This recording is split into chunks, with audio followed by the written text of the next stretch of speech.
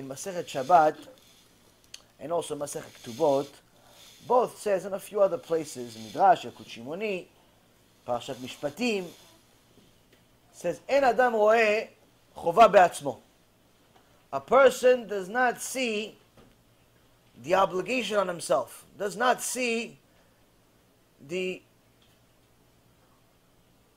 issues with himself. He thinks he's fine.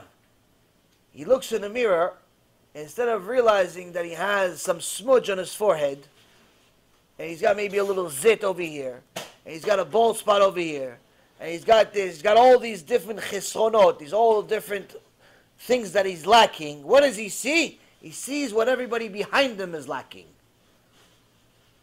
The guy behind him that has a bald spot, the guy behind him that has smudge on his face, he sees everybody else lacking. He himself, Melech HaYofi. He's the king of beauty. He's lacking nothing. And you see this every single day, both in a religious community as well as in the secular community. Sometimes I sit down with people for a half hour, an hour, 2 hours, I'm talking to them. And usually I try to talk to them about things that I know are relevant to them. I don't say, you, Rasha, I don't do that because, I know they're not going to listen then. But I talk about things in a way that everyone that has common sense understands it's relevant. If the guy drove on Shabbat, and everybody knows he drives on Shabbat, I'm going to talk about Shabbat.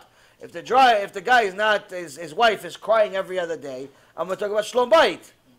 If the guy's kids are making all the noise in the world in a synagogue, and he thinks it's a mitzvah to bring them, I'm going to talk about how you're not allowed to bring kids to the synagogue, unless they're disciplined.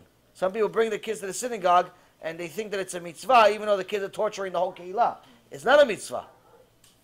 It's not a mitzvah at all. As a matter of fact, it's gezer. You're stealing the zman tefillah of the entire keilah. You just robbed everybody. You have to come back in another gilgul, because you stole from everybody. Yeah, well, how's my kid's going to learn? Learn at home. When he learns how to be a human being at home, then you can bring him to Western population. But until he learns how to be a human being and how to behave and how to be quiet, you cannot associate him in a time where everybody comes to talk to God. It's not my problem you haven't disciplined your kid. I don't have to suffer because you don't know how to tell your kid no. I don't have to suffer because your kid doesn't know how to be quiet. I don't have to suffer for it. Oh yeah, but I don't have a babysitter. Stay home. You have no right to steal everybody's prayer time. You have no right. You have no babysitter? Stay home with the baby. No, I need to pray. Pray home. It's not one of the 10 commandments, either go to synagogue with your kid or kill yourself. It's stay home. Pray at home. Plenty of people pray at home. Abaye, one of the greatest of all great in the Gemara, prayed at home for many, many years. Until he learned how significant it is to go pray in a minyan. But the point is, you pray at home. It's not 10 commandments. So, I sit down with some people and I tell them, listen, this, that, whatever things that are relevant to them. Sometimes, in certain people, the klipa, the klipa, how do you say klipa? Peel, shell, the spiritual shell, peel, something. Think of it, if you want to visualize it, think of it like a leather jacket.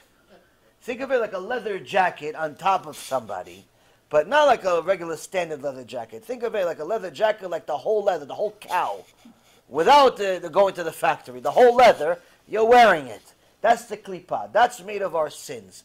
Sometimes certain people have a thin one because it's tzaddikim. So you tell them something, immediately it arrives. Oh, wow, I have to tshuva. I can't believe it. I didn't think about it. Wow, thank you very much. I appreciate you telling me. Now it's right away. Baruch Hashem, some people are tzaddikim.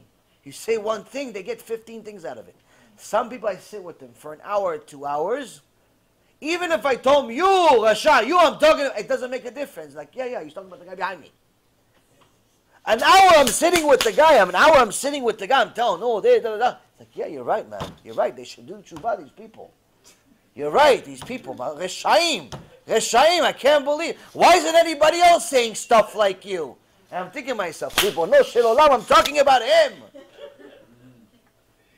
I'm talking about sex crimes. He's the biggest sex criminal in this zip code. And he's like, yeah, I can't believe people are such terrible people.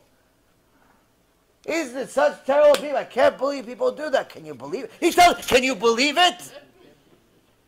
And I'm saying, yeah, can you believe it? I think he went crazy. I went crazy. But both crazy now. Why? The guy does not see chovah b'atzmo. He does not see the lacking, the deficiency in himself. Now, where's the source for this? I'll give you a few. One. When Avraham Avinu saw it was time for his dear son, Yitzchak, to get married, there was no shidduch resume in those days. There's no, let's put the shidduch resume and send it to every shadchan, every rabbi, anyone that has an email, send it. In those days, you only are allowed, Hashem said you're not allowed to marry anyone from the Canaanites. You can't marry these specific people. There's only a limited world for you to marry your son to.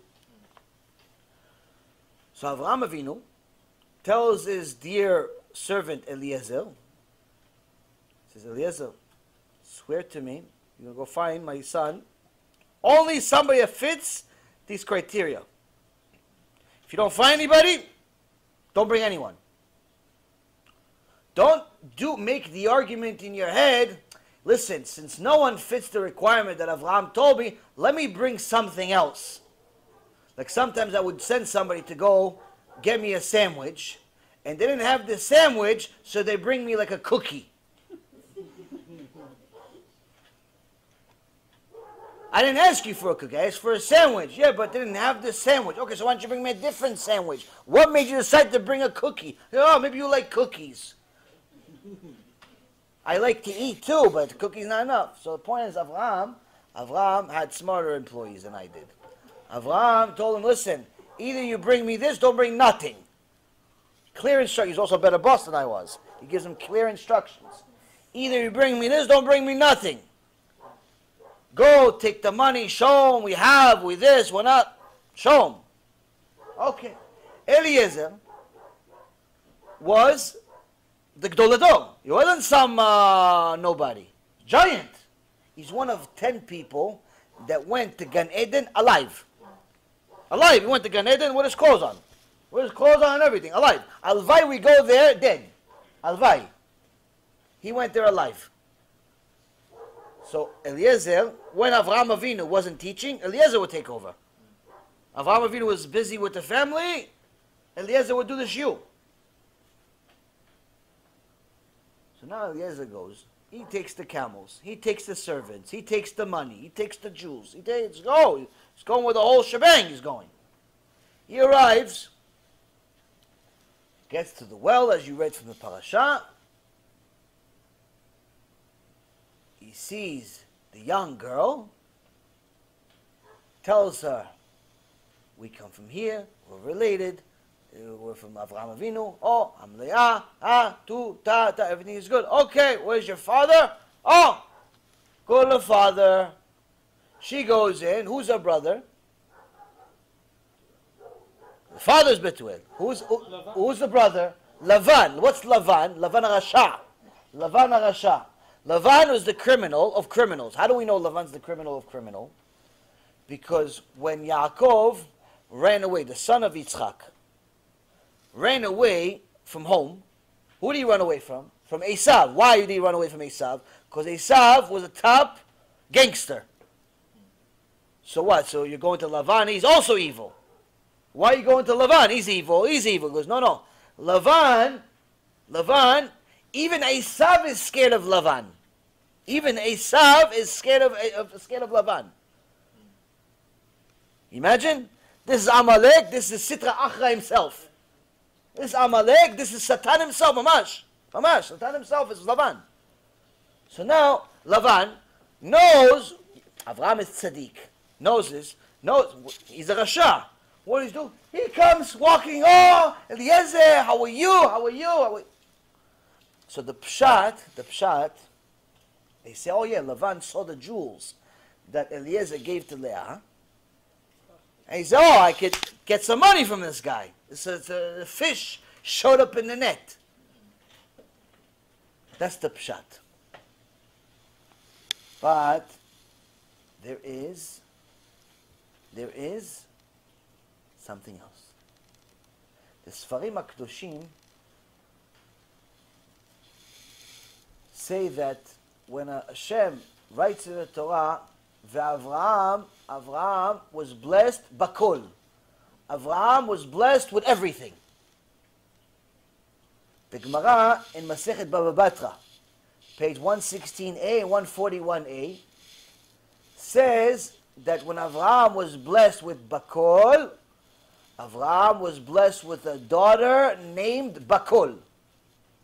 Avraham had a daughter named Bakol. That's her name.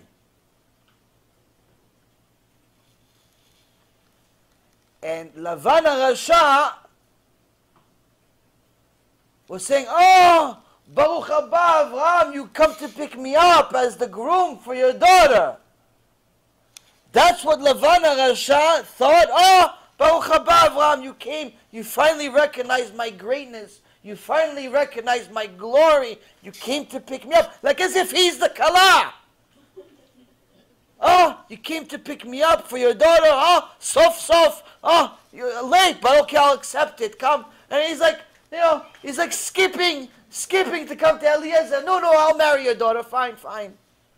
The giant in the history of mankind, Avraham Avinu, has a daughter, and the biggest Rasha in the world in the history of mankind, Lavan thinks, oh yeah, I'll marry her. Why? How could such a person think that? You're a criminal. You kill people for a living. He's Kodesh Kodeshim. How can you even think like that? What does the Gemara says? En Adam roeh chova be'atzmo. A person does not see the obligation on himself, the deficiencies in himself. Doesn't, even if he's Lavan. Lavan did not see himself as Shachol. Lavan means white. Even his name was a lie. He was Shachol. He was black. The reality is black in deeds. The point is that this guy is mamash evil of evil, but he's like skipping. Oh, hi, hello. Finally, you come. Nice for you to recognize me. Why? Doesn't see it. Now. Yeah, if a person like him were to see it, wouldn't he suffer? Alvai, you would suffer. Yes, that's how you do tshuva. You suffer. That's the beginning of tshuva. So now you fast forward. Rabotai Yekarim. You fast forward several generations, and you look at what Yonatan ben Uziel said about Bilam.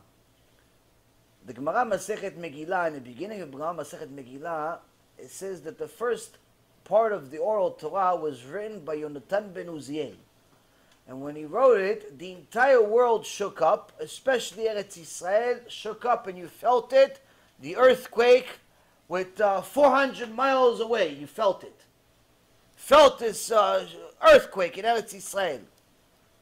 And then a bat call came from Shamayim and says, who disclosed the secrets of heaven to men of flesh and blood? And Yonatan ben Uziel said to Shamayim, it was me. And I didn't do it for myself, and I didn't do it for my father's honor, but rather I did it for you. And I want to do it with the rest of the Torah. And the bat call came from Shamayim and says, you've done enough. Why? Why you've done enough? Don't write anymore. Because if he would have continued, he would have disclosed the exact timing of the Mashiach. Hashem says, I don't want the people to know when Mashiach is going to come. So Yonatan ben Uziel, that when he would study Torah, there was a spiritual fire that would reach the sky, like a Mishkan. Spiritual fire would reach the sky. If a bird flew over him, burned. Korban, became Korban. This Yonatan ben Uziel, what does he say? He says, Lavan Arami, ze Bil'am. Lavan Arami is really Bil'am. No Gilgul. It's actually Bil'am. It's actually Bilam. They changed his name. Why?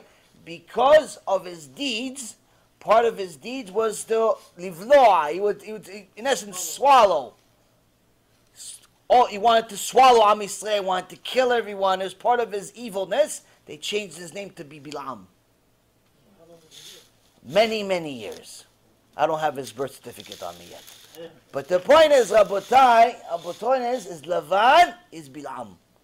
Now, how do we know? What's the proof? What's the proof that Lavan is Bilam? What's the proof? Bilam HaRasha. Bilam HaRasha is now cursing the sons and daughters of Hashem Yitbarach. He wants to curse them. He wants to kill them. But yet, he has the nerve to say the following. Tamut nafshi mot yesharim. May my soul expire the same way as the yesharim, as the straight.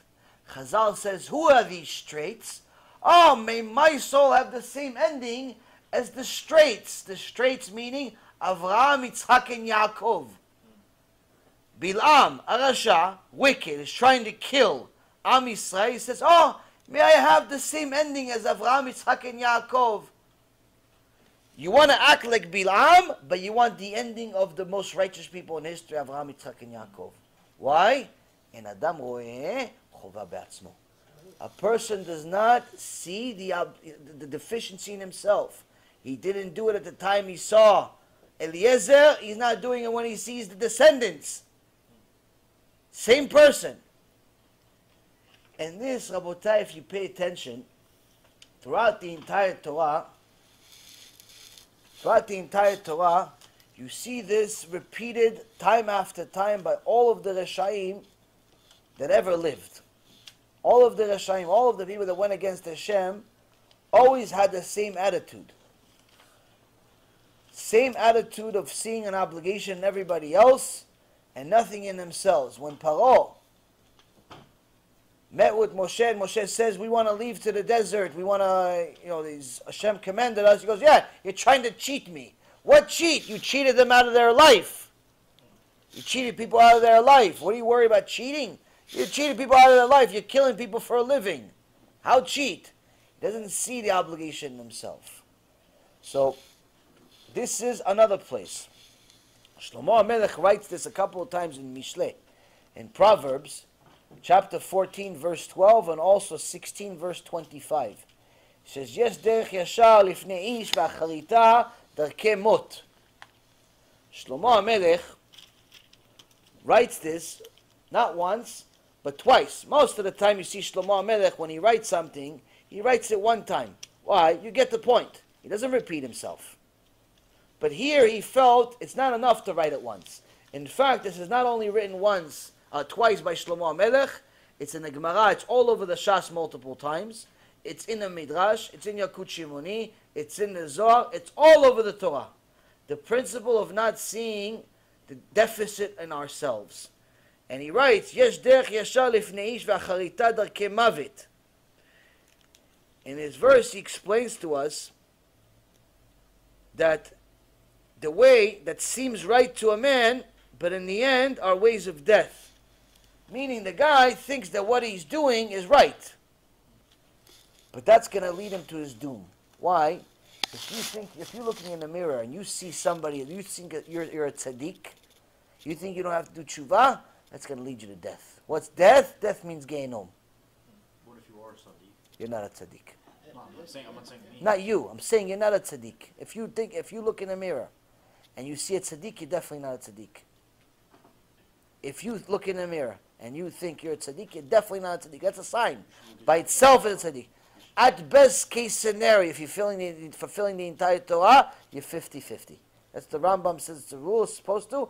If you're following the entire Torah, 50-50. Why 50-50? The next action is either going to make you tzaddik or rasha. Because even the Kohen Gadol, for 80 years, in the last day of his life before he died, he became a Sadducee, a heretic. Kohen Gadol, everybody relied on him for prayers every year. In order for him to survive Yom Kippur, he had to be a real tzaddik. And he was a real tzaddik for 80 years. Before he died, became a heretic. Not allowed to look at yourself as a tzaddik. Why? Because once you see yourself as a tzaddik, that already shows that you have put your spirituality in parking. You're not going to continue doing tshuva. You're not going to continue developing yourself. You're not going to continue serving Hashem if you think that you're okay. So the person that actually really has a chance to be a tzaddik is the person that has an attitude like the people that were tzaddikim. If you look at the people that were tzaddikim, you look at Avraham Avinu, what does Avraham Avinu say about himself? I'm dust and ashes. But you're Avraham Avinu. I'm dust and ashes. What does Shlomo HaMelech say? What does Moshe Rabbeinu say? Ve'anachnu ma? I'm nothing. Not even dust and ashes. Nothing.